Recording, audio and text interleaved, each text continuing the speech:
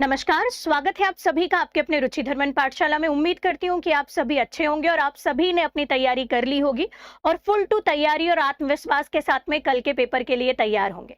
एक चीज और बता दूं, अभी जो सोशल मीडिया पर या फालतू की एक अफवाह चल रही है, पेपर होगा नहीं होगा ये सब, तो आपको मैं बता दूं 101% पेपर होना तय है और आपको फालतू के किसी भी बहकावे पर नहीं आना है। जब तक आयोग की वेबसाइट पर इसकी पुष्टि नहीं कर दी जाती, तो आपको अपना धैर्य बनाए रखना है, आत्मविश्वास के साथ कल का पेपर देना है। सब कुछ आपके फेवर में या आपके पक्ष में ही आएगा।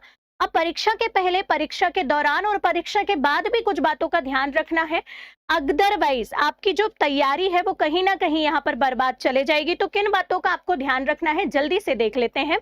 सबसे पहले मैं कह रही हूँ कि परीक्षा के पहले, मतलब आज या परीक्षा के एक दिन पहले का जो समय होता है बच्चों, वो बहुत बहुत ही ज्यादा क्रिटिकल समय होता है।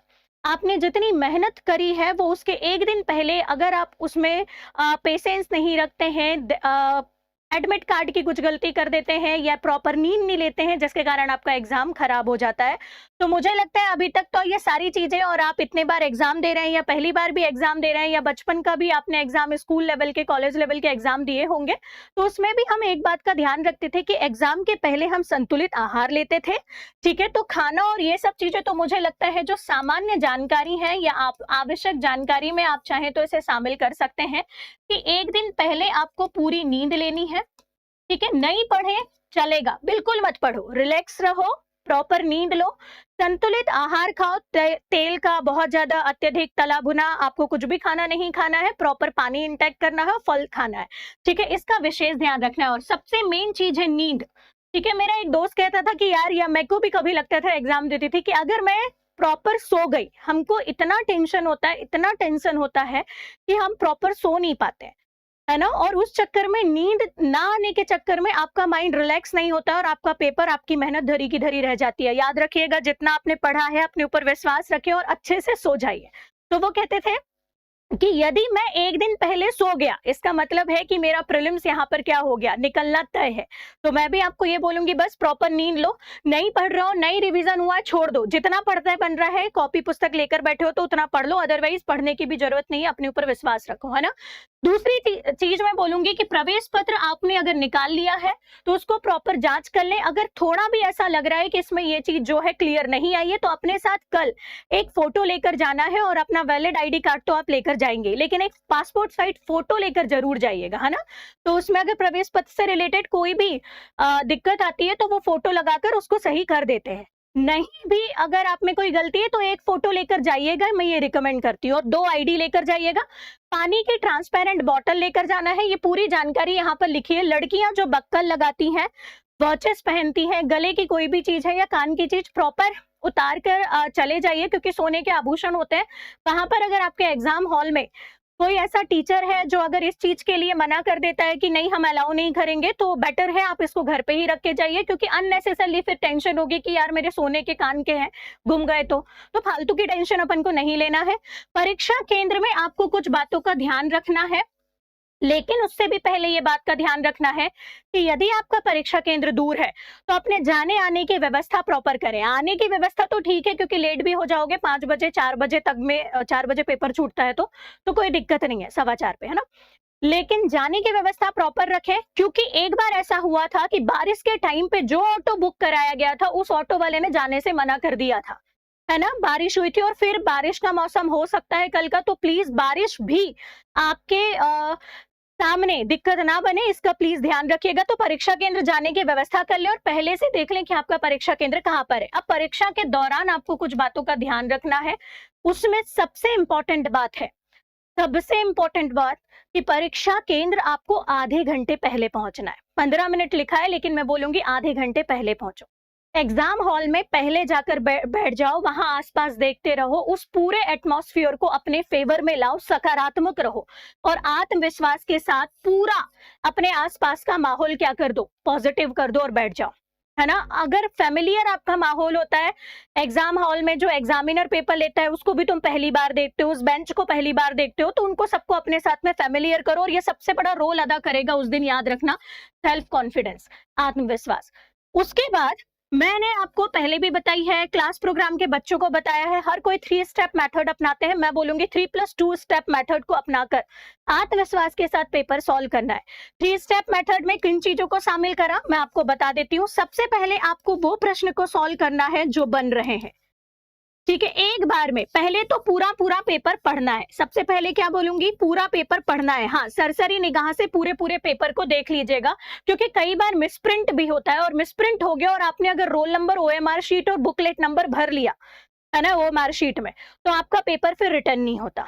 तो बेटर है पूरे पूरे पेपर को सरसरी निगाह से पढ़ते भी जाए और देखते भी जाए यहाँ पर कि कोई चीज मिसप्रिंट तो नहीं है। दूसरा स्टेप होगा कि जब आपने पढ़ा तो जो बन रहे हैं इजीली उसको आपको सॉल्व करना है। एक बार में आपने पढ़ा और देखा कि यार ये 100% श्योर है, उसको सॉल्व करना है। और पहले पेपर पे छोटा सा टिक लगा लेना है। अब देखिएगा आपके एग्जाम सेंटर वाले पेपर पे टिक लगाना, ये पेपर पे लिखना अलाउ नहीं करते हैं, तो पर्टिकुलर हिंदी के कुछ वर्ड्स बना लीजिए और उनके नीचे छोटा सा डॉट रख देना पेन से। जैसे मैंने ला के नीचे डॉट रख दिया, या फिर क के नीचे डॉट रख दिया, या नुक्ता वाले वर्ड, तो अपना एक कूट चीज बना लेना कि ये मेरे को 100% बन रहा है, और उनको फर्स्ट स्टेप में ओएमआर शीट पे फिलअप कर लेना, पहला चरण।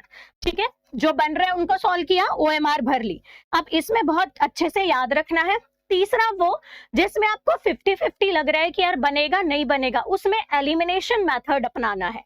ठीक है, एलिमिनेशन मेथड मतलब आप उस पेपर को ध्यान से देखोगे ना, तो दो ऑप्शन आपको ऐसे लगेंगे, लाइट चले गई है तो दिक्कत हो रही है, दो ऑप्शन आपको ऐसे लगेंगे जो बिल्कुल इसके आंसर नहीं हो सकते, बचेंगे दो, तो उन दो में फिर आपको 50-50 खेलना है। ठीक है, थर्ड ऐसे होंगे जो बिल्कुल भी नहीं बन रहे हैं, तो जो बिल्कुल भी नहीं बन रहे उनमें तुक्का मेथड अपनाना है, और तुक्का लगाने की बहुत सारी मेथड होती है। ठीक है, ये तुक्का 2 चरणों में लगेगा। ठीक है, जो लास्ट के 2 चरण होंगे, 3 स्टेप मेथड तो समझ में आ गया, जो बन रहा है, जो थोड़े थोड़े बन रहे हैं, और जो बिल्कुल नहीं बन रहा। जो बिल्कुल नहीं बन रहा उस पे तुक्का मेथड अपनानी है। तुक्का मेथड में कुछ मैंने पहले भी बताया है कि तुक्का ऐसे ही नहीं मारा जाता कि आपने तुक्का में ये बोल दिया कि हाँ ओम नमः स्वाहा या जय माता दी, नहीं। तुक्का लगाने की एक प्रक्रिया होती है, उसमें आप ये देखें कि सबसे पहले चारों में से कौन सा ऑप्शन बिल्कुल अलग जा रहा है। सही जोड़ी वाले ऑप्शन में एलिमिनेशन बताएं, देखें कि कौन सी सही जोड़ी सही लग रही है, या फिर जो कथन वाले और निष्कर्ष वाले होते हैं उसमें ऑप्शन नंबर 1 हमेशा सही होता है। जब भी किसी में ऐसा दिया है कि all of these, most probably all of these answer होता है। जब भी किसी क्वेश्चन में ऐसा दिया है, ऑप्शन में मध्य प्रदेश है, तो उसका आंसर मध्य प्रदेश होना क्या होता है, मोस्ट प्रोबेबली होता है। जब भी किसी क्वेश्चन में किसी मुख्यालय को टिक करना है और वो नहीं पता और ऑप्शन में भोपाल है, तो उस मुख्यालय में भोपाल टिक करना है। ठीक है, ऐसे कुछ तुक्का मारने की ट्रिक्स होती हैं जो ऑलरेडी मैंने बताया है आपको उनको फॉलो करना है 2 में। और 10 क्वेश्चन ऐसे मिलेंगे जो आपको तुक्का में भी नहीं पता, उनको सबसे लास्ट में भरना है। और उसके बाद में जब आप 5-5 के सेट में, याद रखना आपको जो ओएमआर फिल करना है वो 5-5 के सेट में फिल करना है। 5-5 के सेट में जब आप ओएमआर भरेंगे तो उसको रीचेक भी करना है 5-5 के सेट में। आप देख ले प्रॉपरली कि मैंने पूरे 100 गोले भरे हैं कि नहीं, दोनों पेपर में। सी सेट में भी यही अपनाना है और जीएस में भी अपनाना है। उसके बाद जब बच्चों का पेपर 1 हो जाता है, पेपर 1 जब होता है जीएस वाला, तो उस टाइम पे जो बच्चा फॉरेस्ट के लिए एलिजिबल है, उस बच्चे से मैं आग्रह करूंगी कि कृपया करके अपने आंसर की को ना मिलाएं जीएस वाले को, क्योंकि आप डिमोटिवेट हो जाएंगे। दूसरी बात, कई बारी बच्चों को मैंने ऐसा देखा है कि सी सेट को बहुत हल्के में ले लेते हैं कि यार ये तो मेरे को बन ही जाएगा, और उस हल्के में लेने के चक्कर में वो नो डाउट बन जाता है, लेकिन ओएमआर शीट भरते टाइम पे गड़बड़ कर देते हैं, है ना। या फिर परीक्षा केंद्र में आधे घंटे का गैप मिला है, घूम के आ जाते हैं, घूमने चले जाते हैं, पेट भर के खा लेते हैं, सोते रहते हैं। तो सो आप, लेकिन अलार्म लगा के सो, या यहाँ पर वहीं पर परीक्षा केंद्र में या जहां पर भी रहते हो, तो प्लीज परीक्षा केंद्र सेकंड पेपर भी जरूरी है, क्योंकि ये क्वालिफाई नहीं हुआ तो आपका जीएस का पेपर चेक नहीं होगा। तो इसको बहुत अच्छे से सॉल्व करना है ना। और जो फॉरेस्ट वाला है उसके लिए तो मैं यही बोलूंगी कि प्लीज उत्तर ना देखें जीएस का, है ना, वो बाद में ही देखें।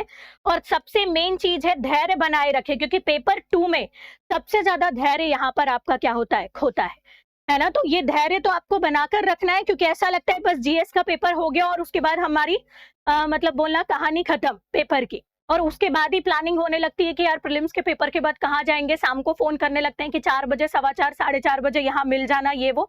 तो ये बिल्कुल ना करें, धैर्य बनाकर रखें, क्योंकि अगर सीसेट क्वालिफाई नहीं होगा तो जीएस का कोई मतलब नहीं है ना। और बस अंत में इतना ही बोलूंगी कि एक अकेला एग्जाम आपके जीवन की राह को निर्धारित नहीं करता, वो 2 पेज है बस, ठीक है। इतने इंपॉर्टेंट भी नहीं है जो आपको इतना टेंशन दे, आपकी रातों की नींद उड़ाकर रखें, तो इतना इंपॉर्टेंट नहीं है।